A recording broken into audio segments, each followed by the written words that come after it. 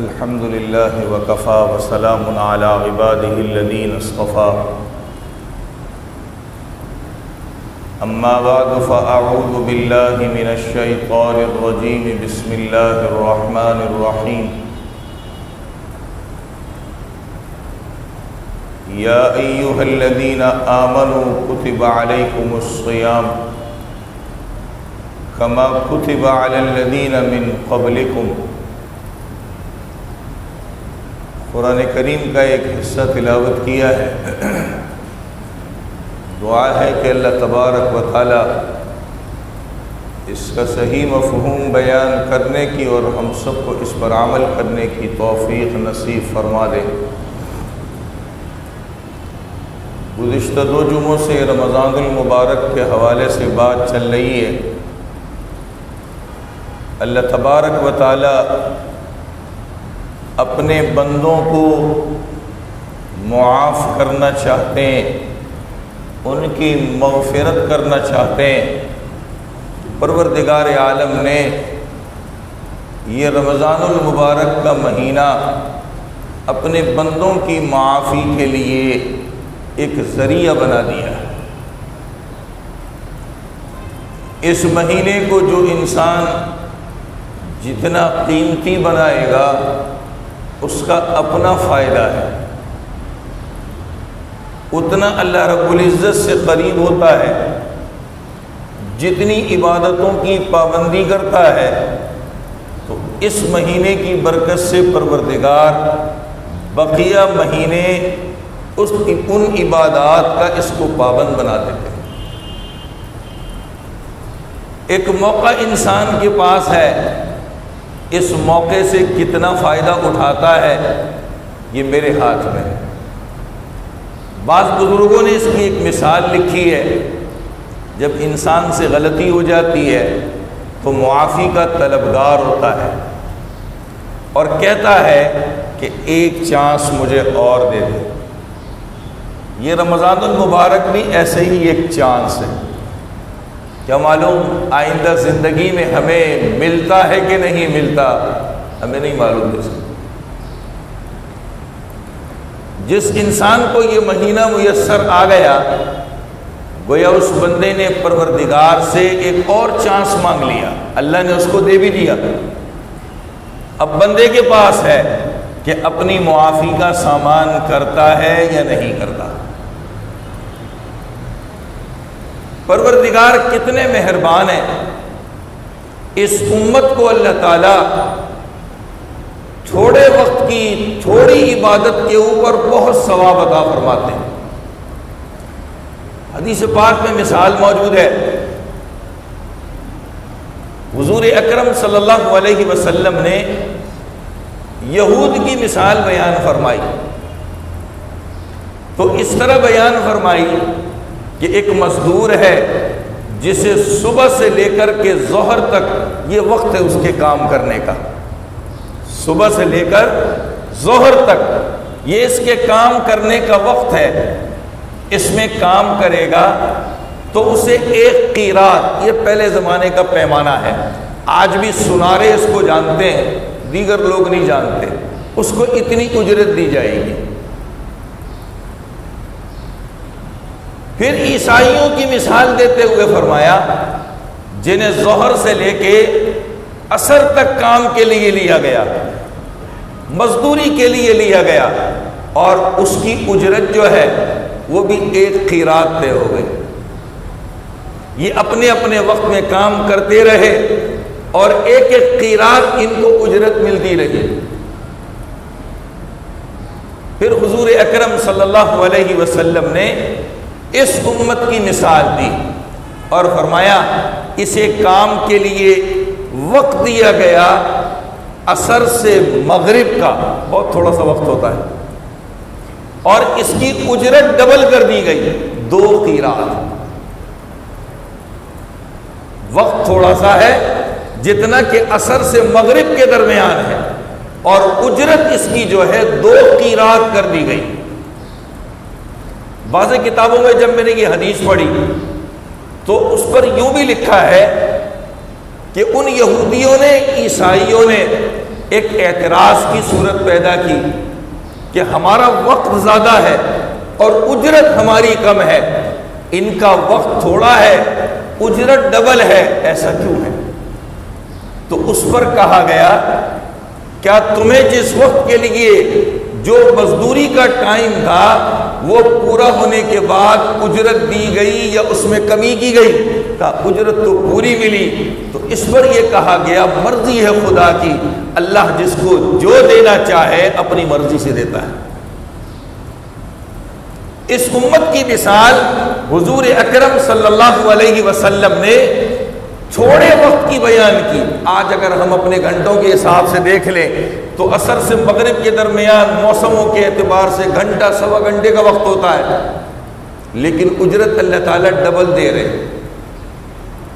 تو اس امت کے لیے اجرت تھوڑی ہے اور اس کی وقت تھوڑا ہے، اجرت ڈبل ہے۔ میں کتاب پڑھ رہا تھا، اس میں پہلے کسی زمانے کی بات لکھی ہے، پہلے زمانوں کی، پہلے نبیوں کی۔ ایک خاتون آئی، اس نے اپنے وقت کے نبی سے شکایت کی اور عرض یہ کرنے لگی میرے بچے زندہ نہیں رہتے، مر جاتے ہیں۔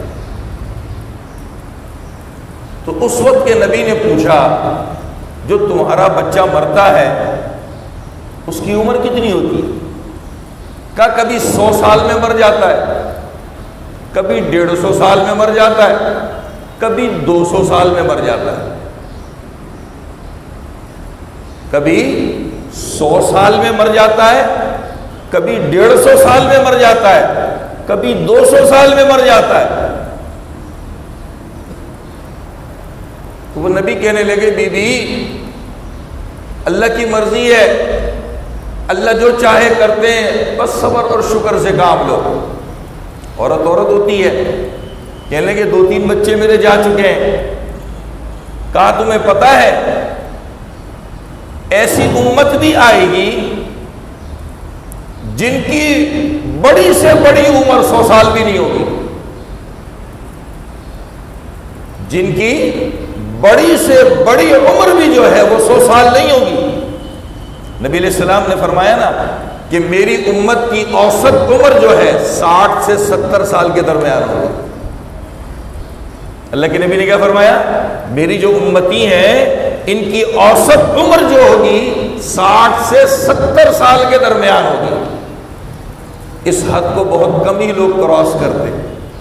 آج تو ماشاءاللہ جوان بھی دنیا سے جا رہا ہے، پتہ ہی نہیں چلتا موت کیسے اچانک آ جاتی ہے، کچھ پتہ نہیں چلتا، جوان بھی جا رہے ہیں۔ نبی نے فرمایا میری امت کی اوسط عمر جو ہوگی 60 سے 70 سال کے درمیان ہوگی۔ تو ان نبی نے کہا کہ ایسی امت بھی آئے گی جس کی بڑی سے بڑی عمر 100 سال ہوگی۔ وہ عورت بڑی حیران ہو گئی، کہنے لگی اچھا ایسا بھی ہوگا کہ اس امت کی عمر جو ہے 100 سال بڑی عمر ہوگی، مجھے تو یہ چاہت ہے کہ اتنی عمر اللہ کو ایک سجدہ کر کے گزار دو۔ سوچئے ان کی عمریں کتنی ہوتی ہوں گی۔ اس خاتون نے کیا کہا کہ میری تو چاہت ہے یعنی یہ 100 سال کی جو عمر ہے وہ میں ایک سجدہ کر کے گزار دوں۔ آج پروردگار ہمیں سجدوں کی توفیق دے رہا ہے، مختصر وقت کے اندر دے رہا ہے، کئی بار دے رہا ہے، ہم دور بھاگ رہے ہیں۔ ہمیں چانس میں ملا، شاید اللہ تعالیٰ اس بار ہمیں معاف کر دے، ہماری مغفرت کا اعلان فرما دے۔ کہیں ہم اپنے عمل سے یہ تو ظاہر نہیں کر رہے کہ ہم دور جا رہے ہیں، ایسا معلوم ہوتا ہے شاید ہمیں اللہ سے معافی نہیں چاہیے، ہمیں تو اور قریب ہونا چاہیے۔ تو اس امت کو پروردگار نے اس پر بڑا رحم کیا، مختصر وقت کی عبادت اللہ تعالیٰ اس پر بڑا اجر و ثواب عطا فرماتے ہیں۔ گزشتہ اور اس سے پیوستہ جمعے میں نے 1-2 باتیں کہی تھی کہ اللہ تعالیٰ اس امت کو معاف کرنے کے لیے بہانے ڈھونڈ رہے ہیں، بہانے پر اللہ تعالیٰ معاف کرنا چاہتے ہیں۔ ان بہانوں میں سے ایک بہانہ روزہ رکھنا ہے۔ اور اللہ تعالیٰ نے اس امت پر جو روزہ فرض کیا اور قرآن کریم کے اندر جب اس کو بیان کیا تو پروردگار عالم نے ایمان والوں کو خود خطاب کیا ہے، فرمایا یا ایھا الذین آمنوا، اے ایمان والو۔ یہ بڑا محبت والا خطاب ہے۔ یہ قرآن میں 80 سے زائد مرتبہ آیا ہے، یا ایھا الذین آمنوا، یا ایھا الذین آمنوا، یا ایھا الذین آمنوا، 80 سے زائد مرتبہ آیا ہے۔ اللہ کو ایمان والوں سے اتنی محبت ہے۔ یہ میں نے بات اس لیے کہی، یہ جو تورات یہودیوں کو ملی تھی تو اللہ تعالیٰ نے اس تورات میں ان یہودیوں کا ایک مرتبہ نام لیا، جس طرح ہمیں کہا نا اے ایمان والو، اس طرح محبت بھرا خطاب تورات میں صرف ایک مرتبہ ہوا۔ یہ مستی میں آ گئے، یہ مستی میں آ گئے، کہنے لگے اس دھرتی کے اوپر تو ہم سے زیادہ اللہ کو محبوب کوئی نہیں۔ اور جرت کتنی بڑی کی، قرآن نے اس کو حصہ بنایا۔ کہتے اگر ہم جہنم میں چلے بھی گئے، لن تمسنا النار الا ایاما معدودہ، تو یہ آگ ہمیں چند دن پکڑے گی پھر ہم چھوڑ دیے جائیں گے۔ سارے فیصلے خود ہی کر لیے انہوں نے، سارے فیصلے خود ہی کر لیے۔ ایک مرتبہ اللہ نے ان کو محبت سے پکارا، مستی میں آ گئے۔ حضرت عزیر علیہ السلام کو بیٹا بنا دیا، اپنے آپ کو پتہ نہیں کیا سمجھ بیٹھے۔ جب ان کو بتایا گیا جی جہنم جاؤ گے، کہنے لگے تھوڑے عرصے کے لیے چلے جائیں گے پھر نکال لیے جائیں گے۔ سارے کام اپنی طرف سے خود کر لیے۔ اس امت سے اللہ تعالیٰ کو کتنی محبت ہے، 80 سے زیادہ مرتبہ اللہ نے فرمایا یا ایھا الذین آمنوا۔ میں اس کا ترجمہ نہیں کر رہا، ایک اللہ والوں نے اس کو ایک مثال سے سمجھایا۔ عام طور پہ ہم دیکھتے ہیں جہاں کام ہوتے ہیں بہت سارے افراد مل کے کام کرتے ہیں تو چند افراد کے اوپر ایک ذمہ دار ہوتا ہے، ان کو کہا جاتا ہے 2 4 5 افراد کی ذمہ داری آپ کی ہے، آپ نے ان سے کام لینا ہے، جس کو ہم ٹھیکیدار کہتے ہیں۔ اور جب ٹھیکیدار کسی کام کا کہتا ہے تو اسے کرنا پڑتا ہے، لیکن جس مزدور سے کام کا کہا گیا ٹھیکیدار کے ذریعے، کبھی اگر آنر مالک اسے خود بلا کر کہہ دے کہ یہ کام کرنا ہے تو اس کی خوشی کی انتہا نہیں ہوتی ہے۔ تو ان اللہ والوں نے یا ایھا الذین آمنوا کو ایسے ہی بیان کیا کہ اللہ تعالیٰ چاہتے تو نبیوں سے کہتے کہ آپ ان سے کہہ دو کہ لیکن اللہ خود قرآن میں کہہ رہا ہے اے ایمان والو، کیا کہا؟ کتب علیکم الصیام، تم پر روزے فرض کیے۔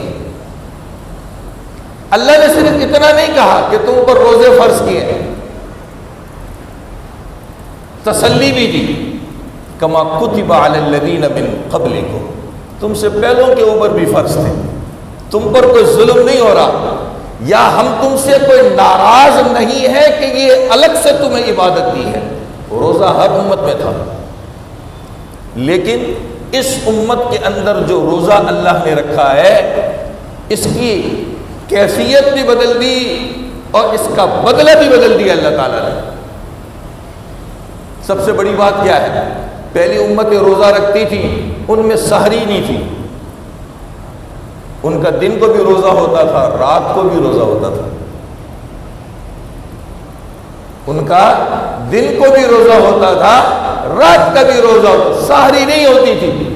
اس امت کو اللہ نے روزی دی تو سحری کا کھانا دیا، اور نبی نے فرمایا یہ برکت والا کھانا ہے۔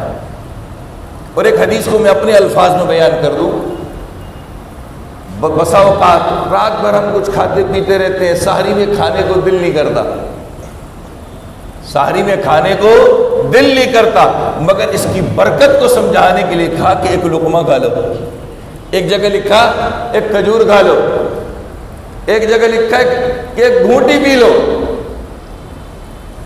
یہ برکت ہے۔ اللہ نے اس میں بڑی برکت رکھی، یہ پہلی امت کو نہیں دی۔ حضرت داؤد علیہ السلام ایک دن روزہ رکھتے تھے، ایک دن افطار کرتے تھے، ایک دن روزہ رکھتے تھے، ایک دن افطار کرتے تھے، مہینے میں 15 روزے ہوتے تھے، 15 دن افطار ہوتا تھا۔ ہمارے ساتھ تو ایسا معاملہ نہیں ہے، کہ صبح صادق سے روزہ رکھو، مغرب ہو جائے روزہ کھول دو، رات بھر کھاتے پیتے رہو، جو کچھ کرنا ہے کرو۔ ایک مہینے کے روزے رمضان کے اور اس کے بعد شوال کے 6 روزے، جس کی فضیلت نبی علیہ السلام نے فرمائی کہ اس نے ایسا کیا جیسے کہ سال بھر روزے رکھے۔ قرآن میں اللہ نے فرمایا نا کہ ایک نیکی کا بدل اللہ کس سے دیتے ہیں؟ 10 کے ساتھ دیتے ہیں۔ 36 روزے ہو گئے، 10 سے ضرب دے دیں، پورے سال روزے ہو گئے 360۔ پہلی امت میں ایسا نہیں تھا۔ ہمارا وقت تھوڑا ہے، عبادت مختصر ہے، مگر اس کی فضیلت اور ثواب بہت زیادہ ہے۔ یہ اللہ کی محبت ہے اس امت کے ساتھ، یہ اللہ تعالیٰ کی محبت ہے اس امت کے ساتھ۔ تھوڑی سی عبادت تھوڑے سے وقت کے لیے اور ثواب اللہ تعالیٰ بڑھا دیتے ہیں۔ اگر انسان اس مختصر سے وقت کے اندر بھی اگر فائدہ نہ اٹھائے تو پھر بدقسمتی ہماری ہے، پھر بدقسمتی ہماری ہے۔ آج ہم ہیلے بہانے تراشتے ہیں، کبھی بیماری ہے، کبھی مزدوری ہے، کبھی کام کاج ہے، کبھی کیا ہے۔ انسان مشقت کے ساتھ عبادت کرتا ہے، اللہ کو بندے کی مشقت کے اوپر ترس آتا ہے، رحم آتا ہے۔ عبادت راحت کا کام نہیں ہے۔ اور پھر یہ رمضان ہمیں بہت کچھ سکھاتا ہے۔ سب سے بڑی بات، حضور اکرم صلی اللہ علیہ وسلم اس مہینے میں عبادت بڑھا دیا کرتے تھے۔ ہمیں بھی اپنی عبادت بڑھانی چاہیے، خوب عبادت کرنے کی کوشش کرنی چاہیے۔ پھر حضور اکرم صلی اللہ علیہ وسلم اس مہینے میں خوب دعائیں کیا کرتے تھے۔ 2 کام ہو گئے۔ تیسرا کام، حضور اکرم صلی اللہ علیہ وسلم اس مہینے میں خوب خرچ کیا کرتے تھے۔ اچھا، ہم جب خرچ کرنے کا سنتے ہیں تو ہمارا دماغ جو ہے اس میں گھنٹی بجتی ہے، ٹک کر کے دماغ میں آتا ہے زکوٰۃ دو، زکوٰۃ دو، زکوٰۃ دو۔ یہ خرچ کرنے سے زکوٰۃ مراد نہیں ہے، یہ تو اللہ کا فریضہ ہے، اگر ہم نے ادا نہیں کیا تو جوتے مارے جائیں گے ہم کو۔ یہاں خرچ کرنے سے مراد ہے زکوٰۃ کے علاوہ۔ جب بھی کوئی خرچ کرنے کی بات آتی ہے ہماری دماغ کی چرخی گھومنا شروع ہو جاتی ہے، زکوٰۃ، یہ زکوٰۃ سے، یہ زکوٰۃ سے کر دو، یہ زکوٰۃ سے کر دو۔ ہم نے زکوٰۃ کو پتہ نہیں کیا سمجھ لیا ہے۔ رسول کریم صلی اللہ علیہ وسلم جو ہے جو خرچ کرتے تھے یہ زکوٰۃ سے ہٹ کر کے ہے۔ یہ ہر رمضان میں ماشاءاللہ ہم یہ حدیث سنتے ہیں کہ اللہ کے نبی بہت خرچ کرتے تھے، اللہ کے نبی بہت خرچ کرتے تھے۔ ہم اس کا مطلب سمجھتے ہیں زکوٰۃ ہے، زکوٰۃ نہیں ہے، وہ الگ چیز ہے۔ اسی لیے اسلام نے جو تعلیم دی تو اس میں کہا روزے دار کو افطار کراؤ، تو کیا آپ اس کو زکوٰۃ سے افطار کرائیں گے؟ اور بدلہ کیا دیا؟ روزے رکھنے والے کو جو ثواب مل رہا ہے، افطار کرانے والے کو بھی وہ ثواب مل رہا ہے۔ اللہ کے نبی اس میں ہمدردیاں بانٹتے تھے، خوب خرچ کر کے ہمدردیاں بانٹتے تھے۔ لہذا رمضان المبارک میں جب خرچ کرنے کی بات ہم سنیں تو زکوٰۃ نہ سمجھیں، زکوٰۃ الگ چیز ہے، اس کا رمضان سے کوئی تعلق نہیں، وہ الگ فرض ہے۔ جیسے نماز فرض ہے، روزہ فرض ہے، زکوٰۃ اپنے حساب سے فرض ہے۔ ایک میں مثال دے دوں تاکہ بات اور سمجھ آ جائے۔ جو آدمی ماشاءاللہ صاحب نصاب زکوٰۃ دیتا ہے، اس کا سال رمضان میں پورا نہیں ہوتا، رمضان کے علاوہ پورا ہوتا ہے، تو وہ کیا کرے گا؟ وہ خرچ کرنے کا کیا مطلب لے گا؟ پھر مثال ہے، اس کا سال محرم میں شروع ہو رہا ہے، محرم ہی میں پورا ہو رہا ہے، اسے محرم ہی میں زکوٰۃ دینی ہے۔ اس لیے جب رمضان میں خرچ کرنے کی بات سنے تو زکوٰۃ نہ سمجھا کرے، وہ اپنی جگہ پر فرض ہے۔ جس کا سال جب پورا ہو وہ اپنی زکوٰۃ ادا کرے جب وہ صاحب نصاب ہو۔ رمضان میں خرچ کرنے سے مراد زکوٰۃ کے علاوہ ہے۔ راہ خدا میں خرچ کرنا ضروری نہیں ہے ہم لاکھوں کروڑوں خرچ کریں گے تو اللہ کے یہاں قبول ہوگا۔ حدیث کے مطابق تو ایک کھجور کا دانہ اگر کسی کو دے دے، ایک کھجور کا دانہ، اور وہ اللہ کے یہاں قبول ہو جائے، ایک دوسری حدیث میں آتا ہے اللہ تعالیٰ اسے اپنے ہاتھ میں لے کے پالتے ہیں۔ اب اللہ کے ہاتھ کیسے اللہ جانتا ہے، ہمیں نہیں پتا۔ اللہ اسے اپنے ہاتھ میں لے کے پالتے ہیں، اور مثال دے کے نبی نے فرمایا، کہا جیسے تمہارے یہاں گھوڑے کا بچہ ہوتا ہے، اونٹ کا بچہ ہوتا ہے، اس پر تم ہاتھ پھیر پھیر کر پرورش کرتے ہو، وہ بڑا ہو جاتا ہے، ایسے ہی پروردگار اس کھجور کے دانے کو ہاتھ میں لے کر کے پرورش کرتے، اس کو پالتے ہیں۔ ہم خرچ کرنے کا مطلب زکوٰۃ نہ سمجھے، زکوٰۃ سے ہٹ کے خرچ کرنا ہے، چاہے وہ تھوڑا ہی کیوں نہ ہو، چپکے سے دے اور اللہ کے راہ میں دل کھول کر کے دے۔ ایک تو دل تنگ کرے رہے یار یہ بھی خرچ کرنا ہے، یہ بھی دینا پڑے، یہ دل تنگ کر کے نہیں دینا، 10 روپے دے مگر خوشی کے ساتھ دے، دیکھیں کہ اللہ تعالیٰ اس کو قبول کیسے کرتے۔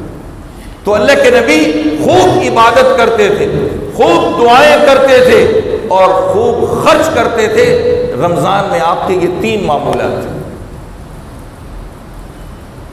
ہم امتی ہیں، اپنے نبی کی پیروی میں ان کاموں کو ہم کرنے لگ جائیں، اور پھر اللہ سے دعا مانگنی ہے۔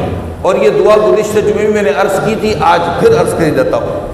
اللہ سے دعا یہ کرنی ہے، اے اللہ رمضان المبارک کو ہمارے لیے سالم رکھیے، سلامتی کے ساتھ رکھیے، ہمیں رمضان المبارک کے لیے سلامتی کے ساتھ رکھیے، اور یہ رمضان ہم سے سلامتی کے ساتھ قبول فرما لیجیے۔ یہ اللہ سے دعائیں کرنی۔ ہم کمزور لوگ ہیں، جب تک اللہ سے عبادت کرنے کی توفیق نہیں مانگیں گے، مدد نہیں مانگیں گے، دعائیں نہیں کریں گے، ہم عبادت نہیں کر سکتے۔ اور جو عبادت کر لیں تو اپنے نفس میں خوش نہیں ہونا کہ میں نے بہت کچھ کر لیا، یہ محض اللہ کا فضل ہے، اللہ تعالیٰ نے کروا لیا، یہ اللہ کا فضل ہے کہ اللہ تعالیٰ نے اس کو کروا لیا، اس پر شکر ادا کرنا چاہیے، اور اس پر آئندہ جمنے کی کہ اللہ اس پر میں جمع رہوں، کرتا رہوں، اللہ تعالیٰ سے دعائیں کرنی چاہیے اس کی۔ تو عرض کرنے کی منشا یہ ہے، یہ تقریباً یہ 3را جمعہ ہے، یہ سلسلہ چلا ہے کہ اللہ تعالیٰ اس امت کو معاف کرنے کے بہانے ڈھونڈ رہے ہیں، ان بہانوں میں سے ایک بہانہ روزہ رکھنا ہے۔ روزہ رکھنے کا کیا پتہ چلتا ہے؟ یہ خفیہ معاملہ ہے، اللہ نے چھپا کے رکھا ہے۔ جب تک ہم کسی کو کھاتے پیتے نہ دیکھیں اس وقت تک کسی کا روزہ ہمیں پتہ نہیں چل سکتا، لیکن پروردگار عالم نے اس عمل کو اتنا پسند کیا، اتنا پسند کیا، ہم دن بھر خالی پیٹ ہوتے ہیں، ہمارے معدے سے باش اٹھتی ہے، منہ کے راستے سے آتی ہے، جس کو منہ کی بدبو کہتے ہیں، منہ کی بدبو نہیں ہوتی، وہ پیٹ سے باس آتی ہے، خالی پیٹ۔ اللہ تعالیٰ کو یہ بہت پسند ہے، اللہ تعالیٰ کو یہ بہت پسند ہے، اور اس کی پسندیدگی کا معیار یہ ہے کہ اللہ تعالیٰ قیامت کے دن اس کو ترازو میں تولیں گے۔ مجھے اس پر ایک امام کا قصہ یاد آ رہا ہے، بہت بڑے امام تھے، بہت بڑے امام تھے، بہت بڑے اللہ والے تھے۔ وہ کہتے تھے کہ رمضان میں جب آدھا دن گزر جائے تو پھر مسواک نہیں کرنی چاہیے، شرعاً منع نہیں ہے، شرعاً روزے کی حالت میں مسواک کرنا منع نہیں ہے، لیکن ان امام کا قصہ سنا رہا ہوں۔ وہ فرماتے تھے کہ جب رمضان میں آدھا دن گزر جائے، مثال سمجھ لے 12 بجے کے بعد روزے کے ختم ہونے تک، کہا مسواک نہیں کرنی چاہیے تاکہ یہ منہ سے جو باس آ رہی ہے یہ ختم نہ ہو۔ وہ یہ کیوں کہتے تھے؟ اس لیے کہتے تھے کہ حدیث میں اللہ کے نبی نے فرمایا یہ منہ سے جو باس آتی ہے یہ اللہ کے یہاں مشک کی خوشبو سے زیادہ پسندیدہ ہے۔ وہ کیوں کہتے تھے کہ یہ جو منہ سے روزے کی حالت میں خالی پیٹ میں جو باس آ رہی ہے اللہ کے یہاں یہ مشک کی خوشبو سے زیادہ پسندیدہ ہے۔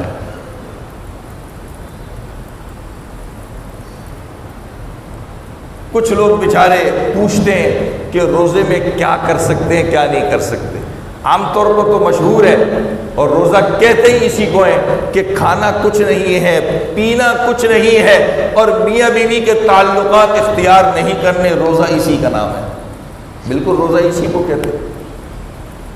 لیکن اصل روزہ کیا ہے؟ اصل روزہ یہ ہے کہ روزہ رکھنے کے بعد میں اپنے روزے کو بچا لوں۔ کس سے بچانا ہے؟ لڑائی جھگڑا نہیں کرنا۔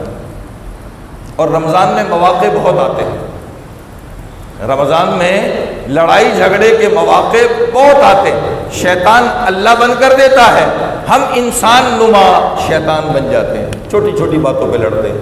میرے الفاظ کو برا مت سمجھیے گا، ہم انسان نما جو ہے ہم شیطان بن جاتے ہیں، خود چھوٹی چھوٹی باتوں پہ لڑتے ہیں۔ پھر مسجدوں میں بھی لڑائیاں ہوتی ہیں، یہ پنکھا کیوں بند کر دیا، یہ کھڑکی بند کر دی، میں نماز پڑھ رہا ہوں، کسی پہ احسان نہیں کر رہا،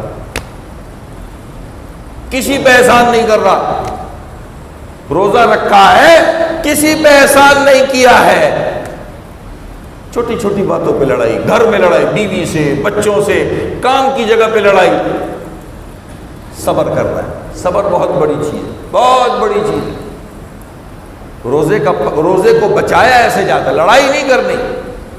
جہاں انسان صبر کر رہا ہے کہ کھا نہیں رہا، پی نہیں رہا، پھر لڑائی کیوں کر رہا ہے؟ اور گزشتہ جمعے میں نے ایک بات کہی تھی، آج پھر دوہرا دیتا ہوں۔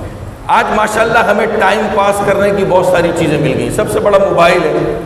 جہاں ہم نے دیکھا جی ٹائم پاس نہیں ہو رہا، لے گئے موبائل میں بیٹھے، یہ نہیں تو ہم محفلیں لگا دیتے ہیں۔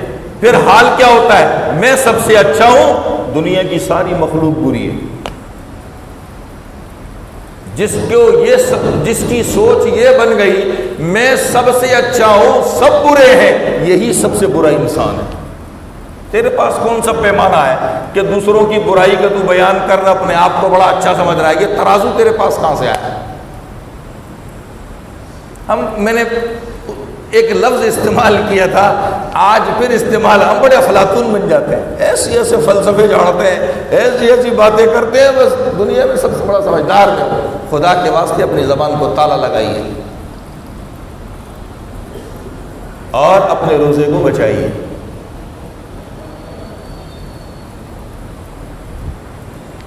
عام طور پر لوگ بیچارے پریشان ہوتے ہیں۔ یاد رکھیے رمضان المبارک کو روزہ کوئی پہاڑ نہیں ہے کہ ہم پریشان ہو جائیں، کوئی پہاڑ نہیں ہے۔ اب بیچارے مزدور کام کرتے ہیں، گرمی کی وجہ سے کبھی گیلا کپڑا کر کے سر پہ رکھ دیتے ہیں، کبھی نہا دے لیں، کوئی مسئلہ نہیں، اس سے روزہ نہیں ٹوٹتا۔ بہت سے لوگ بیچارے سمجھتے ہیں منہ میں تھوک آنا ہی نہیں چاہیے، وہ بیچارے پھینکتے ہی رہتے ہیں، ایسا بھی نہیں ہے، وہ منہ کی چیز اندر آ رہی ہے، اندر جا رہی ہے، اس سے روزہ نہیں ٹوٹتا۔ لوگ سمجھتے روزے میں ناخن نہیں کاٹ سکتے، اس کا روزے سے کوئی تعلق نہیں ہے۔ لوگ سمجھتے روزے میں بال نہیں کاٹ سکتے، اس کا بھی روزے سے کوئی تعلق نہیں ہے۔ بیمار ہو گئے انجیکشن لگوا سکتے ہیں، روزہ نہیں ٹوٹتا اس سے۔ ڈرپ بھی لگوا سکتے ہیں، روزہ نہیں ٹوٹتا اس سے۔ کوئی بیچارہ ڈائلیسس کا مریض ہے، وہ ڈائلیسس بھی کروا سکتا ہے، روزہ نہیں ٹوٹتا اس سے۔ ایسے بیچارے شوگر کے مریض ہوتے ہیں، کھانے سے کچھ پہلے انسولین لینی پڑتی ہے، وہ بھی لگا سکتے ہیں، اس سے روزہ نہیں ٹوٹتا ہے۔ پریشان ہوتے ہیں بیچارے، کیا ہے یہ موٹی موٹی باتیں میں نے بیان کر دی، اس سے روزہ نہیں ٹوٹتا ہے۔ ہمیں جس کی فکر کرنی ہے وہ نہیں کرتے۔ نبی علیہ السلام کے سامنے دو خواتین کا تذکرہ کیا گیا، روزے کی حالت میں انہوں نے غیبت کی تھی۔ نبی نے فرمایا انہوں نے گوشت کھایا، کہا یا رسول اللہ روزے سے؟ کہا انہوں نے گوشت کھایا، کہا یا رسول اللہ روزے سے؟ قرآن میں ہے نا، اَيُحِبُّ أَحَدُكُمْ أَن يَأْكُلَ لَحْمَ أَخِيهِ مَيْتًا، غیبت کرنے کی مثال دی ہے کہ اپنے مردہ بھائی کا گوشت کھانا۔ انہوں نے روزے کی حالت میں غیبت کیا، ان کے منہ میں گوشت ہے، اے رسول اللہ روزے سے ہیں۔ ہم اس کی پرواہ نہیں کرتے، غیبتیں کر رہے ہیں، برائیاں کر رہے ہیں، اور چھوٹی چھوٹی باتوں میں پریشان ہو جاتے ہیں۔ ایسے الٹی کا مسئلہ ہے، جس انسان کی طبیعت خود بخود خراب ہو گئی، اچانک اس کو الٹی آ گئی اور اس نے الٹی ساری باہر پھینک دی، اس سے بھی روزہ نہیں ٹوٹتا ہے۔ پریشان نہ ہو، اس سے روزہ نہیں ٹوٹتا ہے۔ ایک بات، وہ مریض جن کو بڑے بڑے امراض لاحق ہو گئے اور دن بھر میں انہیں دوائی کے بغیر گزارا نہیں ہوتا، جیسے دمے کا مریض ہے، اسے انہیلر لینا پڑتا ہے، ہارٹ پیشنٹ ہے جس کو دن بھر میں اگر دوائی نہ کھائے تو وہ زندہ نہیں رہ سکتا، ایسے امراض والے جن کے بارے میں ڈاکٹر کہہ دے کہ روزہ رکھنا اس کے لیے نقصان دہ ہے، یہ مر جائے گا، اس کے اوپر فدیہ ہے۔ ہمارے یہاں تو بخار ہو جائے، مولوی صاحب روزے کا فدیہ کیا ہے؟ جی آپ کو مرض کیا؟ جی بخار ہو گیا، انا للہ و انا الیہ راجعون۔ پتہ نہیں ہماری کیسی سوچ بن گئی ہے۔ مولوی صاحب روزے کا فدیہ کیا ہے؟ جی کیا بیماری ہے؟ شوگر ہے۔ ارے شوگر کے لیے تو روزہ رکھنا بہت مفید ہے، فائدہ مند ہے۔ بھوکا پیاسا رہے گا، جسم کے اندر جو خون کے اندر جو جراثیم ایسے پھیلے جو شوگر کو بڑھاتے ہیں وہ بھوکے رہنے سے ختم ہوتے ہیں، بیماری ٹھیک ہوتی ہے۔ ہم فدیہ پوچھنے نکلے مولوی صاحبان سے۔ یاد رکھیے، اصول سمجھ لیجئے، رمضان المبارک میں یہ چھوٹی موٹی بیماری کی وجہ سے اگر روزے نہیں رکھ سکے تو رمضان کے علاوہ اس کی قضا کرنی ہے، اگلے سال آنے سے پہلے اس کی قضا کرنی ہے۔ بڑے دن میں روزہ نہیں رکھ سکتے بیماری کی وجہ سے، سردی کے چھوٹے دنوں میں روزہ رکھیے، معاف نہیں ہے، قضا ہے۔ فدیہ ایسے انسان کے لیے ہے جسے اپنی زندگی سے مایوسی ہو چکی ہے، جس کے بارے میں ڈاکٹر جواب دے دے، اور کافی دنوں سے لوگ فدیہ پوچھ بھی رہے ہیں۔ اس کا پرچہ ہماری مسجد کی نوٹس بورڈ پہ لگا دیا گیا ہے، اس میں صدقۃ الفطر بھی لکھا ہوا ہے اور روزے کا فدیہ بھی لکھا ہوا ہے۔ اچھا، جیسے صدقۃ الفطر ہم گندم سے ادا کرتے ہیں، جو سے ادا کرتے ہیں، کشمش سے ادا کرتے ہیں، کھجور سے، ہر صاحب حیثیت اپنے حساب سے ادا کرتا ہے۔ اس میں ایک فرد کی قیمت لکھی ہوئی ہے، یہ مت سمجھیے کہ یہ قیمت یہ کشمش کے اعتبار سے 2000 سے اوپر ہے، شاید یہ پورے گھر کا ہوگا، نہ ایک فرد کی قیمت اس میں لکھی ہے، پرچہ لگا دیا گیا نوٹس بورڈ کے اوپر صدقۃ الفطر ہے۔ جس آدمی کو اللہ نے جیسی حیثیت دی ہے اپنی حیثیت کے مطابق وہ صدقۃ الفطر نکالے، چاہے گندم کے اعتبار سے نکالے، اس کی قیمت بھی لکھی ہے، جو کے اعتبار سے نکالے، اس کی مرضی ہے۔ اسی طرح نیچے روزے اور نمازوں کا فدیہ لکھا ہوا ہے، یہ ایک روزے ایک نماز کا فدیہ ہے، تو پورے مہینے کے روزے کا فدیہ کتنا بنے گا وہ بھی لکھا ہوا ہے۔ اللہ نہ کرے ہم سے جان بوجھ کے روزہ ٹوٹ گیا جس پر کفارہ آتا ہے، تو سب سے پہلا کفارہ روزے کے بدلے میں پلینٹی جو ہے وہ روزوں سے بھرنی ہے۔ بولے صاحب روزے تو نہیں رکھ سکتا، پیسوں میں کیا ہے؟ بھائی پہلے جو قرآن کا حکم ہے وہ یہ ہے، اگر تم سے روزہ ٹوٹ گیا تو اس کا کفارہ روزے رکھنے ہیں، 60 روزے، اور ایک قضا کا جو توڑا اس کی قضا ہوگی 61 روزے، اور یہ بھی لگاتار رکھنے۔ ہاں جو آدمی بیچارہ بیمار ہے وہ لگاتار اتنے روزے نہیں رکھ سکتا، پھر اس کے لیے کفارہ ہے، تو اس پرچے میں آخر میں کفارہ بھی لکھا ہوا ہے، وہاں آپ دیکھ سکتے ہیں۔ یہ تو آج کا موضوع تھا رمضان المبارک کے حوالے سے۔